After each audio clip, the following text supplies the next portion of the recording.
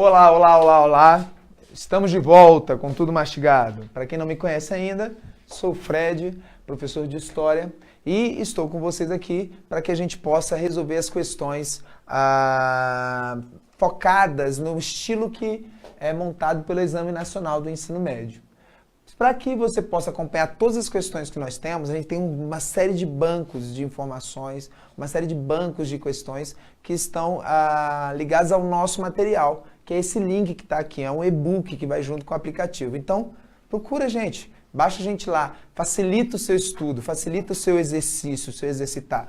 A grande forma de você conseguir marcar na verdade, diminuir o maior número de dúvidas em relação ao Enem é fazer o máximo de exercícios possíveis. Você já tem o conhecimento, é uma coisa que eu vivo falando com vocês, você já tem o conhecimento, ele já faz parte da sua gama de estudos, daquilo que você aprendeu tanto no colégio quanto aquilo que você estudou nos cursinhos por aí, e a gente está agora trazendo mais um método, entendam. Aquilo que nós propomos no Tudo Mastigado não é uma aula em si, ou mais uma aula de qualquer matéria, mas é um método de solucionar as questões. E a partir dessas questões você ir diluindo as suas dúvidas. A gente inverte o processo. Qual é a ideia de inverter o processo? Ao invés de você estudar e ir para o exercício, a gente faz com que você entenda o que o exercício quer de você, legal? E aí, a partir daquilo que você já tem de bagagem cultural, bagagem de estudo, bagagem de ensino médio, você começa a resolver as questões. Entendam, por que a gente criou esse método, né? Na verdade, a gente pensou nele porque a gente sabe que todos os outros métodos, ou todos os outros colégios, todas as escolas são feitas de grandes professores. Então, na verdade, é mais uma ferramenta. A gente não está criando algo que seja extraordinário. Não, a gente está querendo mais uma ferramenta para que você alcance a sua aprovação. Legal? Vamos lá, pessoal.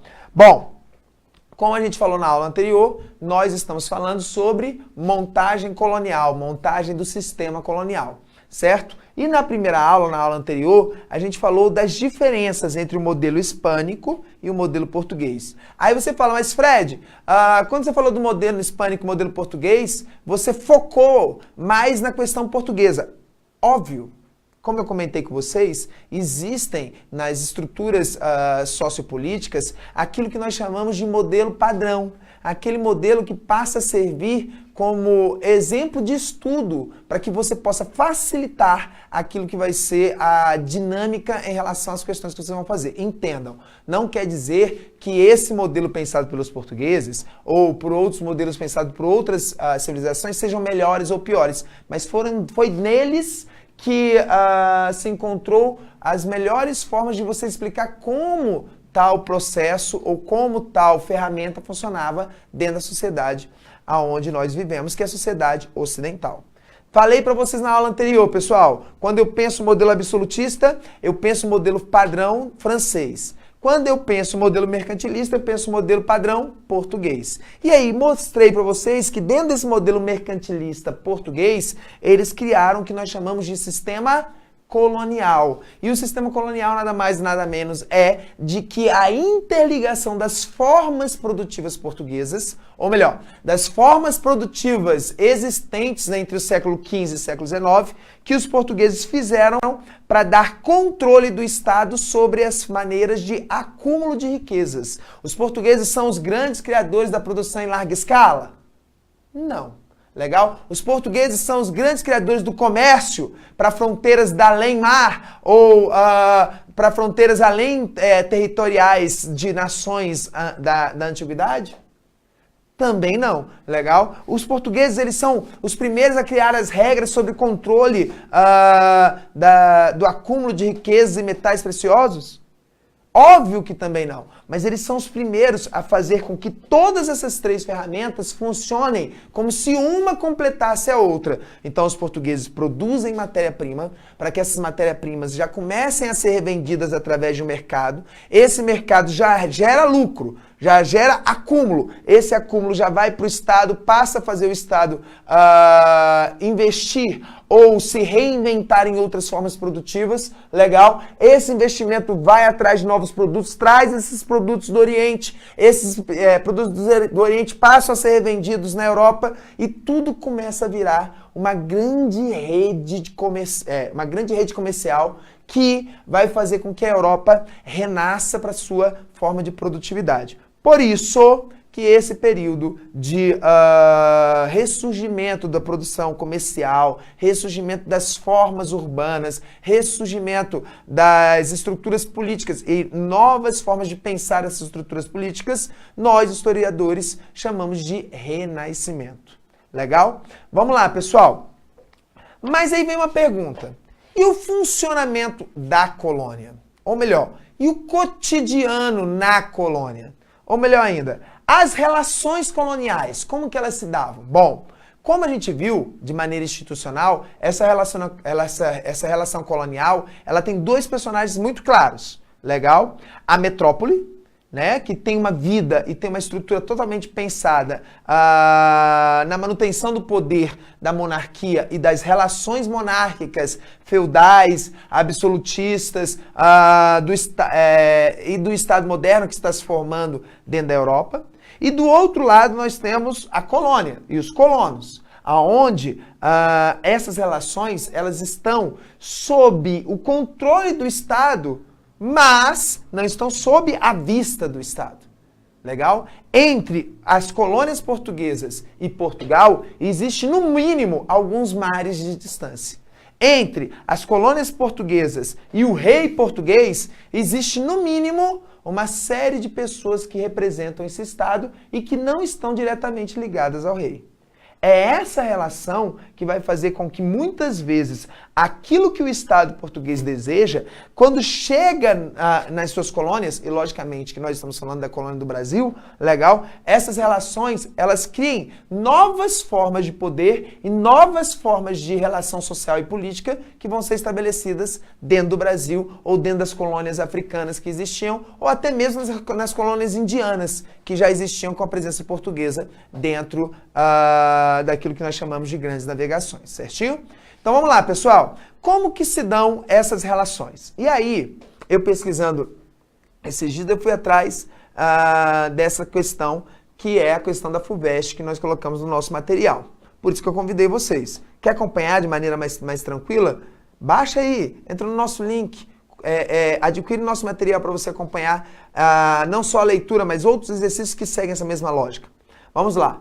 Bom, o tema da nossa aula é sistema e economia colonial. Então, pensar a sociedade, ela faz parte dessa economia colonial. Por quê? Porque essa sociedade ela só é montada no Brasil para manter a estrutura metropolitana. Então, as relações que estão sendo montadas no Brasil, elas também serão impostas, sim ou não? Sim. Também vai ter uma vigilância contínua e constante do Estado sobre essas relações? Vai. Mas aí entra aquilo que eu comentei com vocês. O Estado ele está presente, mas ele está totalmente alocado nas suas colônias? Não. Então essas relações de poder elas mudam e essas relações políticas elas mudam também. A distância não mudam, com certeza. Olha que legal essa questão. A sociedade colonial brasileira herdou concepções clássicas e medievais de organização e hierarquia, mas acrescentou-lhe sistemas de graduação que se originaram da diferenciação das ocupações, raça, cor e condições sociais. Vamos parar bem aí, vamos para cá. Olha só que interessante. Ele está dizendo que para que o sistema colonial fosse montado, legal, ele acabou se baseando em algo que existia, ou que já existia, ou que era montado na Europa. Eu tomei a liberdade de fazer o seguinte, vamos fazer um quadro aqui rápido. Vamos desenhar duas áreas, legal? E vamos pensar essas áreas de maneiras europeias, na montagem dessas áreas de maneira europeia, e essa será a área de uma maneira de montagem brasileira, legal? Lembrando que quando eu falo brasileira aqui, é a relação portuguesa sobre essas duas formas, tudo bem? Então vamos lá, pessoal. A europeia. Bom, qual foi o modelo produtivo agrário que teve na frequência da produção em larga escala, quer dizer, em latifúndios, a sua representatividade na Europa. A gente chama isso de feudo. Certinho? E o feudo, pessoal, aonde se estabelecia o poder do feudo? O poder do feudo se estabelecia naquilo que nós chamamos de castelo medieval. Vamos colocar ele bem aqui, certo? Em torno do castelo medieval, existia o que nós chamamos de manso senhorial. Manso senhorial. Ok? O que é o manso senhorial? É esta terra onde tudo que se produz aqui dentro, legal, é para sustento da família do senhor feudal. Certinho? Vamos para o lado de cá. Tudo bem? Vamos pensar a grande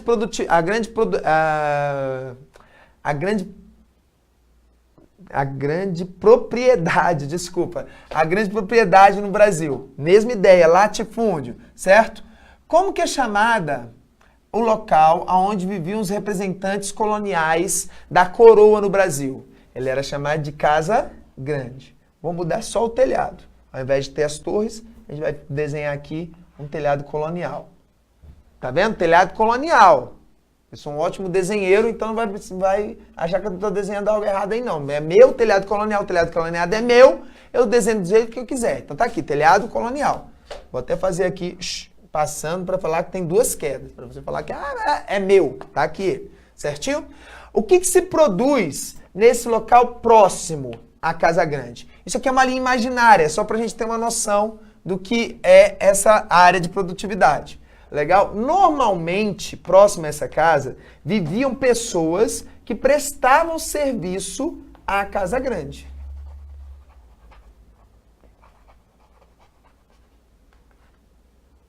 A Casa Grande. Legal? O que o Stuart Schwartz está propondo é exatamente essa analogia. Eu consigo, através de uma interpretação não muito forçosa, até lógica, na verdade, entender que esse processo de construção produtiva em latifúndios, ele vai seguir uma lógica muito parecida, para não dizer inspirada, ao que foi pensado nos feudos. Sim ou não? Sim ou não? Sim. Legal? Muitos historiadores defendem essa ideia. Legal? De que, na verdade, o que Portugal fez foi pegar o modelo feudal e trazer para o Brasil, mas fazer com a diferença de que essa terra, ela não seja simplesmente para subsistência, como era o feudo. Tranquilo? No caso aqui deles, ele acreditava que essa produtividade tinha que ser uma produtividade de excedência. Porque a função dessa produtividade era gerar lucratividade. Enquanto no feudo, a ideia dessa produtividade era sustentar a todos que estavam aqui dentro. Porque como todos